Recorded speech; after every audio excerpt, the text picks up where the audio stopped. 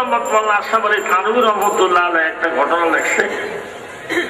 মুহররমের 10 তারিখে শিয়ারা মিছিল করে। শিয়াদের মধ্যে 19টা দল আছে, তার মধ্যে কয়েকটা দল আছে এটি মুসলমানেরা। মিছিল করে এখানে চাকু দিয়ে বুকের মধ্যে গুঁতে রক্ত বাইর করে হালায়, হাই হোসেন হাই ইমাম, হাই হোসেন হাই ইমাম। আগে আমাকে মিরপুরও ছিল, এখন আর নাই। অল্প অল্প কি এখন আর মরে না, ওর বাবার বাবা পড়ে গেলে পাড়া দিয়ে মারি হালায়, উঠেছে নাই, শহীদ হয়ে যায়, অনেকটা কম।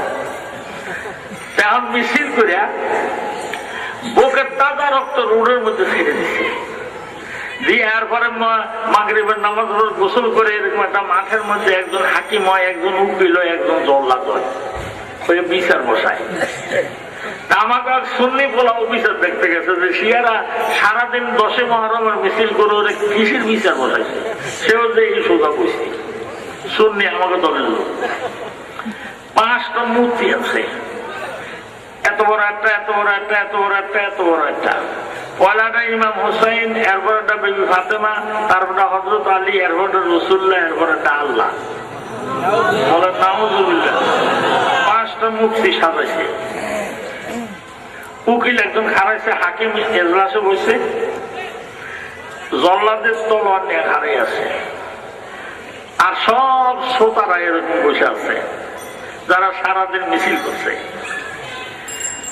উকিল কয়, মাননীয় আদালত, কারবালার ময়দানের এই মর্মান্তিক দুর্ঘটনার জন্য, হত্যাকাণ্ডের জন্য ইমাম হোসেনের দোষ আছে। কারণ ইমাম হোসেনরা এত মানুষ মানা করছে, উনি গেল কা বিধা ওনার বিচার করেন। হাকিম রায় দিয়েছে ইমাম হোসেনের মৃত্যুদণ্ড।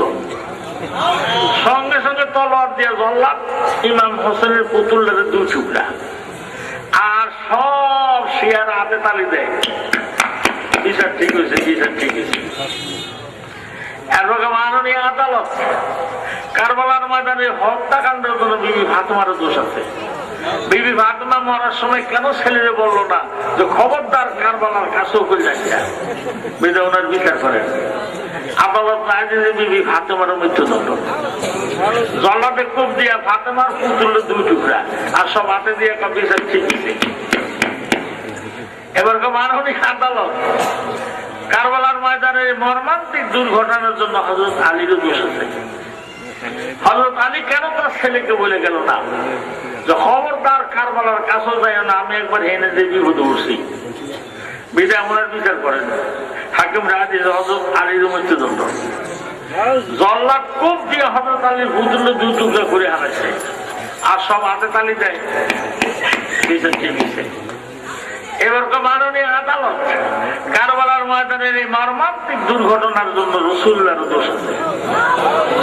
রাসূলুল্লাহ ইমাম হোসেনের যখন কোলে নিয়ে সুমা খাইতেছিল, তখন কয় নাই কেন, নানু খবরদার কারবালার ময়দানে যাইস না, ইজিদ বাহিনী তোর মারি হেলাবে, কইল না কেন? না কইলে তো আর উনি দেখতো না, বেটা ওনার বিচার করেন। হাকিমকে রাসূলুল্লাহর মৃত্যুদণ্ড। তলোয়ার দিয়ে জল্লাদ কোপ দিয়া রাসূলুল্লাহর মুক্তির 2 খণ্ড, আর সব। এরপরে কয় মাননীয় আদালত, কারবালার এই মর্মান্তিক দুর্ঘটনা হত্যাকাণ্ডের জন্য আল্লাহরও দোষ আছে। আল্লাহকে কোন একটা চেষ্টা করলে ইমাম হোসেনের বাঁচাইতে পারতো না? উনি তো কুল্লি শাইইন কাদির। হ্যাঁ, কয় তাহলে আল্লাহরও মৃত্যুদণ্ড। এই বলে যখন রায় লেখছে, জল্লাদে মসজিদ করতেছে আল্লাহরে মারবে। উকিল তো হারিয়ে দিচ্ছে। আমাকে দলের পোলা যেটা গেছিল হত্যাকাণ্ড দেখতে, বিচার দেখতে, এটা লাভ দিয়ে বুঝছে আল্লাহর মূর্তিটারে বউর মধ্যে করে দৌড় দিচ্ছে। দৌড় দিচ্ছে, সব শিয়া রাখা দর দর দর, ও খালি দৌড়িয়ে দেখতেছে। মাঠের মধ্যে নেমে গেছে, সুন্নি পল্লীর লোকরা কি আমাকে বলাটা ওকে মাহফিলে গেছে, এই জন্য ওরা এভাবে দৌড়ায়, লাঠি নিয়ে বেরো, সব লাঠি নিয়ে বেরো, হয় বেরো হয়। শিয়াটা থেমে গেছে।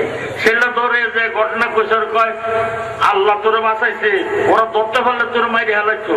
উল্টা ফাল্টা কথা কইেন না, আল্লাহ আমারে বাঁচা নাই, আমি আল্লাহরে বাঁচাইছি। আমি যদি বহু করে দৌড় না দিতাম এতক্ষণ ওরা মাইরিয়ে হেলাইছ আল্লাহ।